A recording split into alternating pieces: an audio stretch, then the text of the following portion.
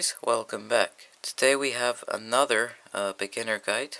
This time it is a lock picking beginner guide, and I have already done a video on how locks work, but this one will hopefully be a little bit better and more in-depth. Okay, so let's get started. So you have bought your new Southord lockpick set. The next step is to learn how to pick locks. So basically, most locks consist of two moving components, the body and the core inside it. With no pins in the lock, the core would turn freely. However, there are holes drilled all the way through the lock body and into the core. So, there are actually three main moving components inside the body of a lock.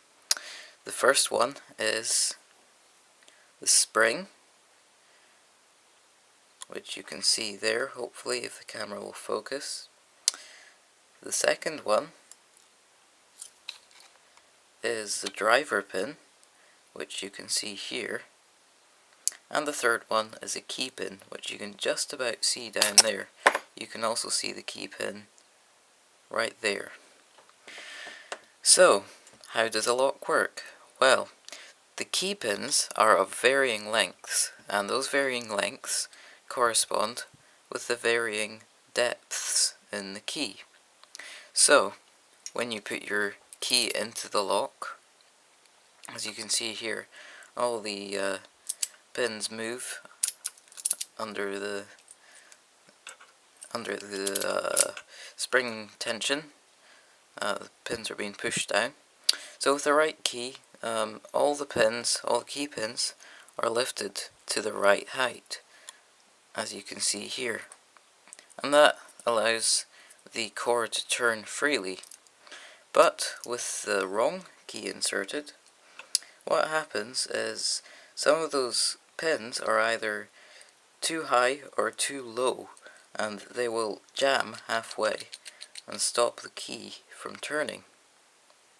Okay, so that is how a lock works. This is called a Euro cylinder. This is what you're likely to find on your front door.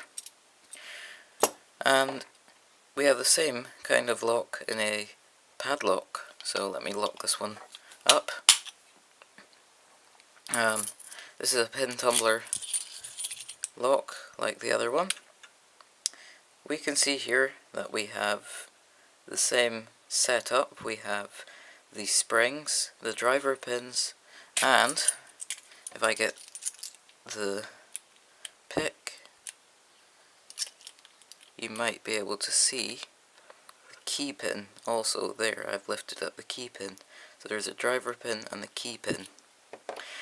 Okay, we have the varying depths on the key, which correspond to the varying lengths of the key pins. And with the right key inserted, all the pins are lifted to the right height. The actual locking of the mechanism of the padlock is at the top of the lock. We have two cuts or notches in the shackle, and when the lock is closed, what happens is these bolts, they go into the notches in the shackle, and they stop the shackle from opening. But when you turn the key, those bolts actually retract. I'm sorry about the reflection, but the bolts retract and allow the shackle to pop up. There's a spring down here which pushes the shackle open. So, how can you pick a lock? Well, basically you need two tools to pick a lock. You need the tension wrench, which looks like this usually.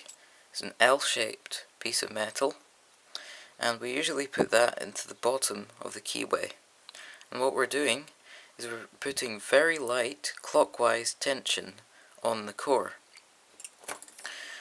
At the same time, we use a pick. This one is a hook pick.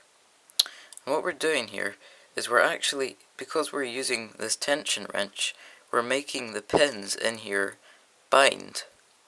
And so what will happen is when we put our pick in, we're feeling for a pin that's harder to push up than the rest.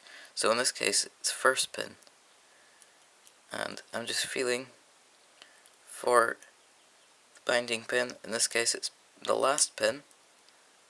Got a little click out of him,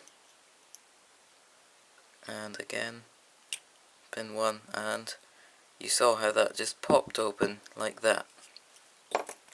So basically what we're doing, well, without the tension wrench in place, what would happen is the springs would just push the pins back down again. So what happens when you put the tension wrench in is the binding force of the tension wrench makes the pins stay in place when they've been set at the right height. So how do you know what is the right height? Well, you should feel the pin actually become less springy once it is at the right height. You lift it up until you hear a slight click, and then the pin will lose its springiness. Okay, so let's try the same technique on an actual padlock. This is a sterling padlock. There's the keys, and it works like a normal padlock. Okay, so we're going to put our tension wrench in the bottom. We're using putting that same clockwise tension on the lock. Let me zoom in. So what we're doing is we're putting our pick in, and we're feeling for a binding pin. In this case it's pin 1. So we lift it until we hear a slight click. Pin 2. Click. And pin 3. Click. And that is the lock open. An important tip to note is you must make sure that you're putting clockwise tension on the lock. Some locks will open counterclockwise, but most padlocks open in the clockwise direction. Okay, again we'll try this same technique on the cutaway padlock, or the clear padlock. We're feeling for a binding pin. In this case it's pin 5,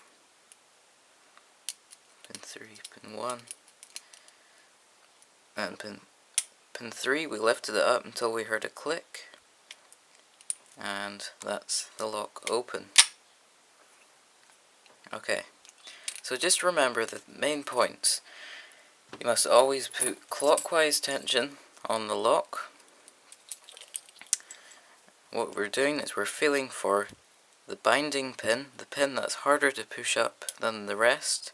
We lift it until we hear a click, and we feel for another pin, and I should be showing you what I'm doing here.